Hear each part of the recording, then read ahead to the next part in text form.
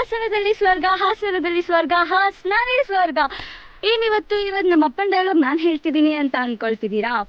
ಇವತ್ತು ನಾನು ನಮ್ಮ ಅಪ್ಪನ ಜೊತೆ, ಅಮ್ಮನ ಜೊತೆ, ನಮ್ಮಮ್ಮ ಹೇಳ್ತಿರೋ ತರ ಎಲ್ಲ ಸಹವಾಸ ದೋಷ ಅನಿಸ್ತಿದೆ.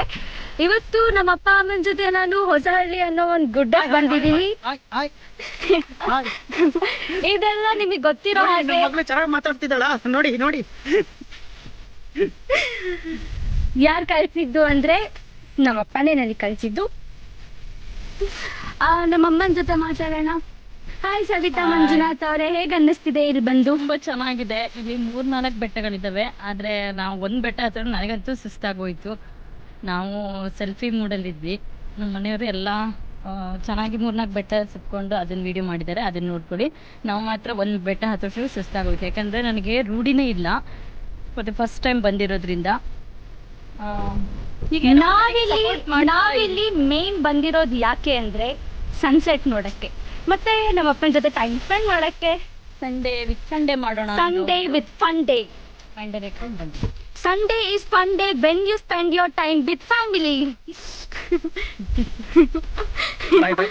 Bye bye. ನಾವು ಸನ್ಸೆಟ್ ಬರ್ತೀವಿ ನೋಡಿ. ನೀವು ಸಂಡೇ ಆರಾಮಾಗಿ ಫುಲ್ ಎಂಜಾಯ್ ಮಾಡ್ತಿರ್ತೀರಾ ಮನೆಯಲ್ಲಿ. ಅದೆಲ್ಲ ಎಂಜಾಯ್ ಅನ್ಸಲ್ಲ. ಈ ತರ ಫ್ಯಾಮಿಲಿ ಜೊತೆ ಬೆಟ್ಟ, ಈ ತರ ಸನ್ಸೆಟ್ ಎಲ್ಲ ನೋಡೋದ್ರಲ್ಲಿರೋ ಮಜಾನೇ ಬೇರೆ ಸ್ನೇಹಿತರೆ. ನೋಡಿ, ಸ್ವಲ್ಪ ಸುಸ್ತು ಅನ್ಸಿದ್ರು ಕೂಡ ಮೇಲ್ ಫುಲ್ ಬೆಟ್ಟ ಹತ್ತಿದ್ಮೇಲೆ ತುಂಬಾ ಏನೋ ಒಂಥರ ಖುಷಿ ಆಗುತ್ತೆ. ಮತ್ತೆ ಇಳಿವಾಗನು ಏನು ಸುಸ್ತು ಅನ್ಸೋದಿಲ್ಲ.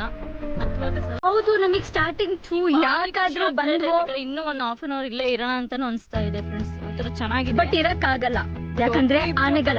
ಒಂದ್ ಸ್ವಲ್ಪ ಫ್ಯಾಮಿಲಿ ಸಮೇತ ಬನ್ನಿ, ಚೆನ್ನಾಗಾಗುತ್ತೆ. ಫ್ರೆಂಡ್ಸ್ ಜೊತೆ ಕೂಡ ಬರ್ಬೋದು, ಏನ್ ಅನ್ಸಲ್ಲ, ಮಾತಾಡ್ಕೊಂಡು ಬರ್ಬೋದು.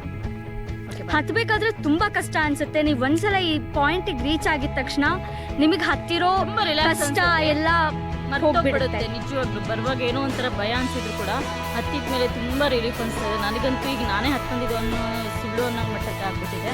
ತುಂಬಾ ಚೆನ್ನಾಗಿದೆ. ನನಗ್ ಸ್ಟಾರ್ಟಿಂಗ್ ಯಾಕಾದ್ರೂ ಬಂದ್ಬಿಟ್ನೋ, ಆರಾಮಾಗಿ ಮನೇಲೆ ಇರ್ಬೋದಿತ್ತು ಅಂತ ಅನ್ನಿಸ್ತು. ಬಟ್ ಇಲ್ಲಿ ಹತ್ತಿದ ತಕ್ಷಣ ಈ ಒಂದು ಖುಷಿ ಇದೆ ಅಲ್ವಾ ಅಂತ ಕೂಡ ಈಗ ಅನಿಸ್ತಾ ಇದೆ. ಬಂದ್ ಮಾಡ್ಕೊಳ್ತಿದ್ವಲ್ಲ ಅಂತ ಅನಿಸ್ತಾ ಇದೆ. ಈಗ ಬಂದು ಸಾರ್ಥಕ ಅನಿಸ್ತಾ ಇದೆ.